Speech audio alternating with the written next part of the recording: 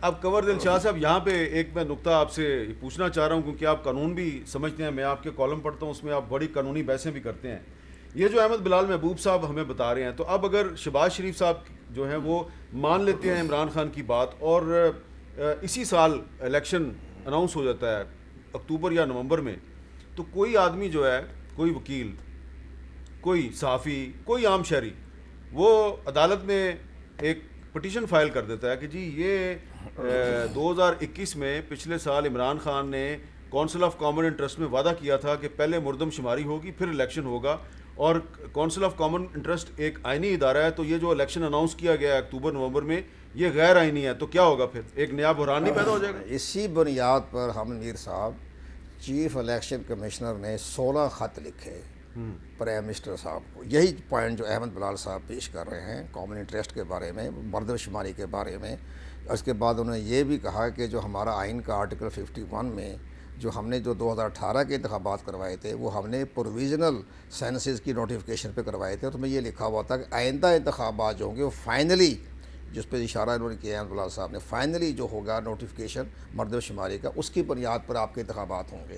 تو ہمیں تو اگلے ڈیلیمیٹیشن کرنے کے لیے جب تک ہمیں آئینی طور پر ہمیں اجازت نہیں ملے گی اور آئین کے آرٹیکل 51 میں ترمیم نہیں کی جائے گی تو اس وقت ہم کیسے ڈیلیمیٹیشن شروع کریں؟ تو یہ جو ہم نے خبریں سنی ہیں کہ الیکشن کمیشن نے 2023 میں انتخابات کی تیاریوں کا آغاز کر دیا ہے، تو اس میں یہ ضروری ہے کہ اس سے پہلے مردم شماری بھی مردم شماری انہوں نے کہا، اس کا مردم اور جو خط لکھے ہیں چیف الیکشن کمیشن نے اس میں ان کا ذکر ہے، اس میں ذکر ہے 16 خط لکھے، اور وہی خط 16 خطوں کی پوری فائل جو تھی وہ 7 اپنے اپریل کو جو چیف جسٹس پاکستان ان کو بلایا تھا چیف الیکشن کمیشنر کو کہ آپ نے کیسے کہہ دیا کہ انتخابات ہم ابھی تیار نہیں کر رہے، تو ان کا جی ہم نے یہ 16 خط لکھے اور وہی 16 خطوں کی کاپی پریزیڈنٹ پاکستان کو بھیجی، کیونکہ صدر صاحب نے امیڈیٹلی کہا تھا کہ اب شیڈول دی جائے. آپ کے خیال میں 2022 میں خواہ اکتوبر ہو یا نومبر ہو یا دسمبر ہو، نئے انتخابات کا مطالبہ غیر آئینی ہے؟ غیر آئینی ہے تو وہ نئے انتخابات کو ہم دیکھو جی پرائم منسٹر غیر قانونی تو ہے، کم از کم غیر قانونی ہے، غیر قانونی. اور یہ اپنی الیکشن کمیشن یہ بھی خط لکھا کہ اگر ہم جیسے احمد بلال صاحب نے جیسے آپ نے اشارہ کیا، تو انہوں نے یہ کہا کہ اب اسی حالات میں اگر الیکشن ہو گیا، کوئی سپریم کورٹ چلا گیا تو سارا الیکشن ہی سبوتاج ہو جائے گا، سارا الیکشن ہی نل اور وائڈ ہو جائے گا. جب تک آپ آئینی ترمیم نہیں کر لیں گے، ساری بات نہیں کر لیں گے، تو ہم کیسے آگے بڑھیں؟ اچھا، خط کا جواب ہی نہیں دیا. ان کی حکومت کا بھی مطالبہ تھا. اچھا مردم شماری مدثر صاحب، یہ آپ ایگری کرتے ہیں ان دونوں کی رائے سے؟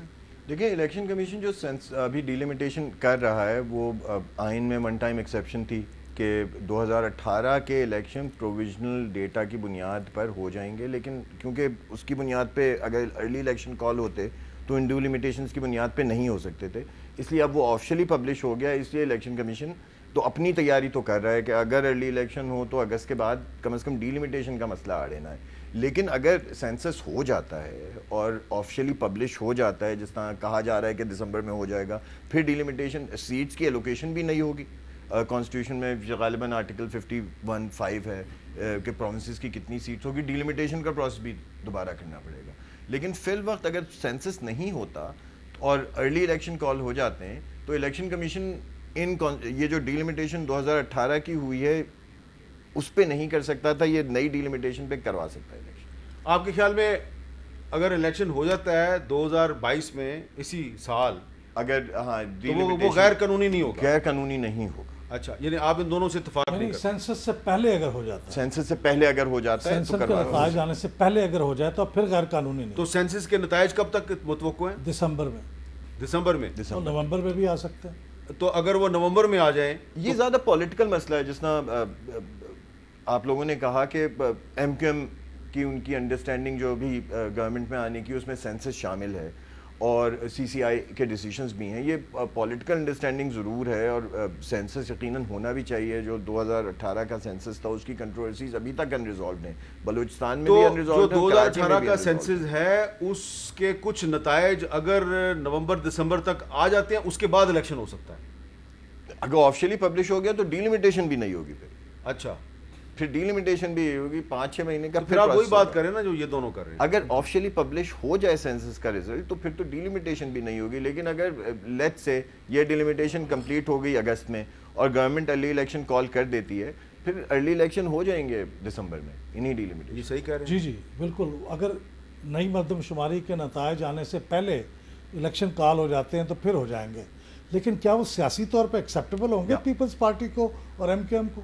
जो आप बात कह रहे थे ना कि इलेक्शन तो हो जाएंगे लेकिन उसके नतायज फिर कौन मानेगा? हाँ। अगर पीपल्स पार्टी भी नहीं मानेगी और एमक्यूएम भी नहीं मानेगी और हो सकता है कुछ और भी बलूचिस्तान की पार्टियां तो अब सिर्फ इमरान खान का मानना जरूरी नहीं है, बाकियों का मानना भी जरूरी है। ये वो इशू है जिस पे एक पॉलिटिकल कंसेंसस जरूरी है, कम से कम बड़ी पार्टीज में। बिल्कुल। और इसमें आप पीपल्स पार्टी और एमक्यूएम को आप इग्नोर नहीं कर सकते। और ये कंसेंसस होना चाहिए काउंसिल ऑफ कॉमन इंटरेस्ट की सतह पे, अच्छा। यानी गैर सरकारी पर नहीं, काउंसिल ऑफ कॉमन इंटरेस्ट का चूंकि फैसला है तो वहाँ वो कंसेंसस करके जो भी फैसला करें वो करें। देखिए, अब नए इलेक्शन का मुतालबा करना बड़ा आसान है, लेकिन नए इलेक्शन के नतायज जो हैं उनको मानेगा और कौन नहीं मानेगा, और इलेक्शन कमीशन ऑफ पाकिस्तान जिन फैसलों का ऐलान करेगा उसको तस्लीम किया जाएगा नहीं किया जाएगा, ये इशू बहुत इंपॉर्टेंट है। ये ना हो कि आप कहें कि इलेक्शन कराओ तो इलेक्शन करवा दिया जाए, फिर आप कहें कि हम आप इलेक्शन का रिजल्ट ही नहीं मानते।